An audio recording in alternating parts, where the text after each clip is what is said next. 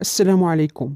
بينما تنفي باريس صبها الزيت على النار في العلاقات المغربية الفرنسية، يتأكد يوم بعد آخر أن الأزمة الدبلوماسية باقية وتتمدد. فضمن آخر مستجدات الأزمة، قامت السلطات الجمركية بمطار غواسي الفرنسي بإخضاع الطائرة الخاصة التي يملكها وزير الصناعة المغربي السابق مولاي حفيظ العالمي لتفتيش دقيق يوم 2 من مارس الجاري، كما تم فحص جواز سفره لعدة مرات.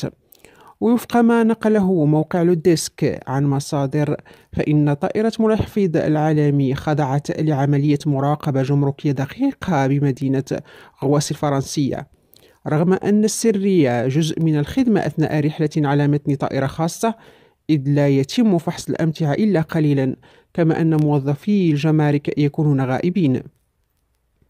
وعادة تستهدف عملية المراقبة بشكل دقيق الشخصيات المشبوهة التي تمتلك ثروات مشكوك في مصادرها، والقادمين من دول تعتبر فيها الجرائم الاقتصادية والرياضية المفضلة لدى النخب المفترسة.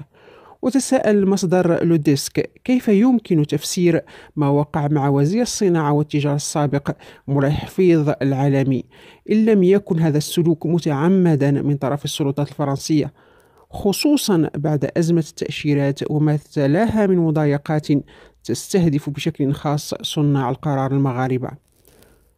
وقامت السلطات الجمركية الفرنسية بمطار شارل دي غول بتثبيت طائرة فالكون 7 إكس فور وصولها يوم 2 مارس بغرض تفتيشها، والذي وصل إلى غاية قمرة القيادة، حيث تم إخضاع الجميع للمراقبة عدة مرات، بما فيهم جواز سفر مولاي حفيظ العالمي الذي اعتاد السفر إلى باريس مرارا.